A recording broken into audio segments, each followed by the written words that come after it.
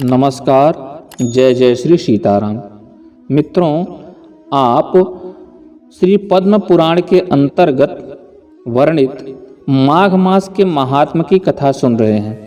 पिछले वीडियो में आपने अध्याय 3 में सुना कि श्री वशिष्ठ जी राजा दिलीप को महाराज भृगु और विद्याधरों के बीच के संवाद के बारे में वर्णन किया है और किस प्रकार से भृगु जी हिमालय से वापस अपने शिष्यों सहित इवा नदी के तट पर आकर रहने लगते हैं। अब हम सुनेंगे अध्याय 4 की कथानक को। श्री वशिष्ठ जी कहने लगे कि हे राजन, अब मैं माघ के उस महात्मा को कहता हूँ जो कार्तवीर्य के पूछने पर दत्तात्रेय ने कहा था। जिस समय साक्षात विष्णु के रूप श्री दत्तात्रेय सर्व पर्वत पर रहते थे, तब महिष्मती के राजा सहस्त्र अर्जुन ने उनसे पूछा कि हे योगियों में श्रेष्ठ दत्तात्रेय जी, मैं सब धर्म सुने, अब आप कृपा करके मुझे माघ मास का महात्म्य कहिए। तब श्री दत्तात्रेय जी बोले, जो नारद जी से ब्रह्मा जी ने कहा था वही माघ महात्म मैं तुमसे कहता हूँ। इस कर्मभूमि भारत में जन्म लेकर जिसने माघ स्नान नहीं किया उसका जन्म निष्फल गया। भगवान की प्रसन्नता, पापों के नाश और स्वर्ग की प्राप्ति के लिए माघ स्नान अवश्य ही करना चाहिए। यदि यह पुष्ट एवं शुद्ध शरीर माघ स्नान के बिना ही रह जाए तो इसकी रक्षा करने से क्या लाभ। जल में बुलबुले के समान, मक्खी जैसे तुच्छ जंतु के समान यह शरीर माघ स्नान के बिना मरण समान है। श्री विष्णु भगवान की पूजा न करने वाला ब्राह्मण बिना दक्षिणा के श्राद्ध और ब्राह्मण रहित क्षेत्र, आचार रहित कुल, ये सब नाश के बराबर है।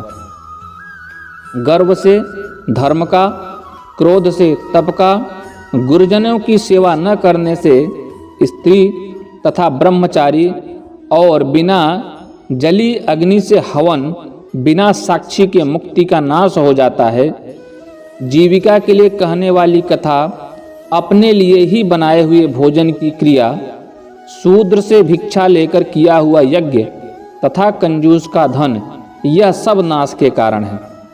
बिना अभ्यास और आलस्य वाली विद्या, असत्यवाणी, विरोध करने वाला राजा, जीविका के लिए तीर्थ यात्रा, जीविका के लिए व्रत, संदेह युक्त मंत्र का जप, व्यग्रचित्त होकर जप करना, वेद न जानने वाले को दान देना, संसार में नास्तिक मत ग्रहण करना, श्रद्धा बिना धार्मिक क्रिया, यह सब व्यर्थ है।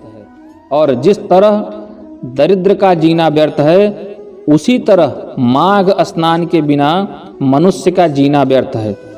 ब्रह्मघाती, सोना चुराने वाला, मदिरा पीने वाला, गुरुपत्नी गामी और इन चारों की संगति करने वाला माघ स्नान से पवित्र होता है। जल कहता है कि सूर्योदय से पहले जो मुझ में स्नान करता है, मैं उसके बड़े से बड़े पापों को नष्ट करता हूँ। महापातक भी स्नान करने से भस्म हो जाते हैं। माघ मास के स्नान का जब समय आ जाता है तो सब पाप अपने नाश के भय से कांप उठते हैं। जैसे मेघों से मुक्त होकर चंद्रमा प्रकाश करता है, वैसे ही श्रेष्ठ मनुष्य माघ मास में स्नान करके प्रकाशमान होते हैं। काया, वाचा, मनसा से किए हुए छोटे या बड़े, नए या पुराने, सभी पाप स्नान से नष्ट हो जाते हैं।